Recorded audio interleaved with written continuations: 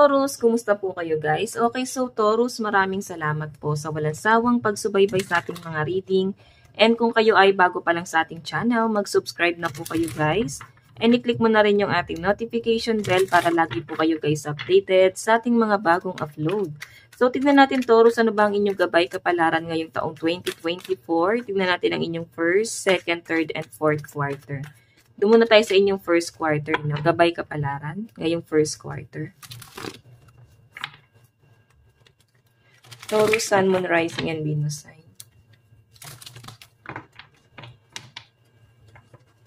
Okay.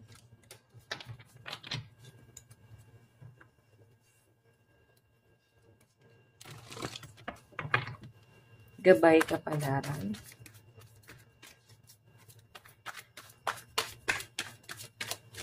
So, meron po tayong Queen of Cups sa first quarter. Queen of Cups.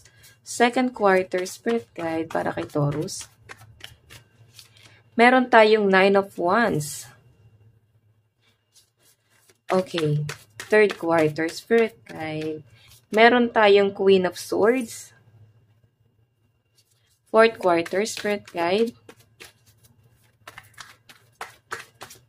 Fourth quarter, Spirit Guide. So, meron po tayong The World. Okay. Tingnan natin.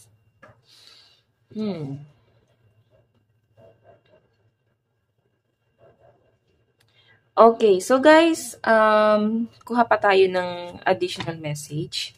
First quarter.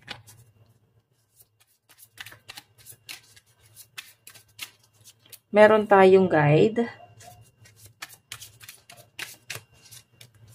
Meron tayong karma. Meron tayong karmic message. Fourth quarter, meron tayong physical pain. Okay. So guys, sa first quarter mo, ang pinapakita sa akin dito, gabayan mo yung sarili mo. Kumbaga, guardyahan mo yung sarili mo sa mga desisyon, hakbang na gagawin mo, mga action na maaring madadala ka ng emosyon mo. Okay? So, Taurus, hindi mo totally kontrolado yung sarili mo. Lalo na kung ikaw ay magde-decide base sa emosyon, pag sobrang saya or lungkot. Ngayon kasi guys, ang pagde-decide na gagawin mo dito ay dahil sa emosyon na meron ka. Kaya nga yung mga gabay mo ay nandito kasi sila mismo nag-worry sa'yo. Okay, nag-worry sila na baka kung ano yung mga maling hakbang na gawin mo ay pwedeng ikapahamak mo. Okay? So sa pinapakita sa akin dito guys, ikaw ay isang taong mapagpatawad at mahaba ang pasensya. Ngayong first quarter ay marami ka daw isa-sacrifice. Medyo magbubukas din daw sa'yo yung awakening. So, I think yung iba dito, mataas ang pagiging psychic. Pwedeng nafe-feel mo sarili mo na hindi ka normal. Or normal naman, siguro sa ibang tao kasi normal. Tinatawag na hindi normal yung tulad nating may pagka-psychic. Kasi kakaiba talaga. Okay, so I think yung iba sa inyo, may something na kakaiba kang mararamdaman. Ibang klaseng energy. Okay? So, tingnan natin. Additional message sa'yo ngayong first quarter. Additional message sa'yo ngayong first quarter. Meron tayong 7 of Cups. Medyo ma-overwhelm ka dito, Taurus, no? Sa dami ng option mo, maaring hindi ka makakapag-decide ano yung pipiliin mo.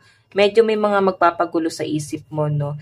Ang sinasabi dito siguro, mas maganda. Ito yung sinasabi nila na parang mas okay na nandun ka muna sa comfort zone mo. Huwag ka muna lalabas kasi may mga maling hakbang kang magagawa ngayong first quarter na maaaring i-disappoint mo at maski ikaw sa sarili mo, ma-disappoint mo yung sarili mo. Pwedeng mga regret na maaaring maramdaman mo dahil sa mga maling action nga, guys. Okay? So, hayan. Tignan natin ngayon guys sa second quarter mo. Guardyahan mo yung sarili mo, no? Kasi nga ito, may abundance tayo dito. May swerteng darating sa'yo pero stuck ka. Maring ikaw ay mag-aalangan dyan kasi swerte na siyang matatawag pero nasa conflict naman. Okay? So, parang hindi mo siya matanggap ng tuluyan kasi nga komplikado. So, guys, 9 of Wands and Karma.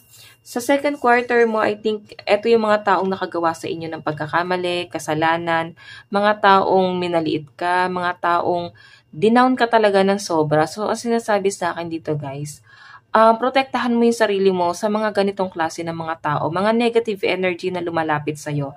Okay? And nakikita ko naman na protected ka talaga dito ng mga gabay mo kasi lahat ng sinasabi nila, parang evil eye lang. Lahat ng sinasabi nila against you ay babalik lang din sa kanila. Kumbaga, kakarmahin sila, guys. Ayan, no?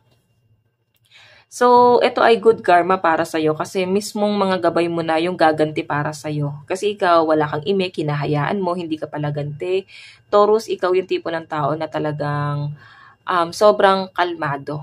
Okay? So, I think, ibabalik ni universe sa kanila kung ikaw ay nasaktan ng sobra ngayong 2023, sa taong 2024 first quarter, meron kang mababalitaan sa taong to na sinaktan ka. Okay? Ayan. Etong taong to, guys, ay maaaring marami siyang sinabi sa'yo, masasakit. So, ibabato lang ni universe sa kanya lahat yan.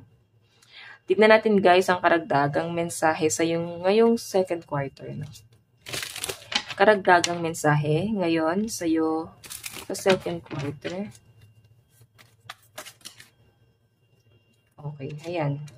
Five of Pentacles, so may struggle ka pagdating sa person mo, lalo na at iniwan ka, na para bang inabandon na ka netong taong to, guys. I think na-involved sa third party or may possible na may involved ka sa third party. Sa nakikita ko rito, Taurus, ay maaring ikaw ay nakadepende rito sa taong to. Okay? So, iiwanan ka niya, nakikita ko rito, pero ito ay calling para sa'yo, awakening para sa'yo na talagang inalis ka na ng universe dito sa komplikadong tao na to kasi hindi ka mismo hinahayaan mag-grow. Parang ang turing niya sa'yo ay kalaban, di ba? New beginning para sa'yo tong pag-iwas mo sa taong to or pag-iwan niya sa'yo parang blessing pa yan, guys. Nakikita mo yung kahirapan mo sa buhay, nakikita mo yung mga yung talagang pagkalugmok mo na parang maski tong person na to, hindi mo siya kakampi.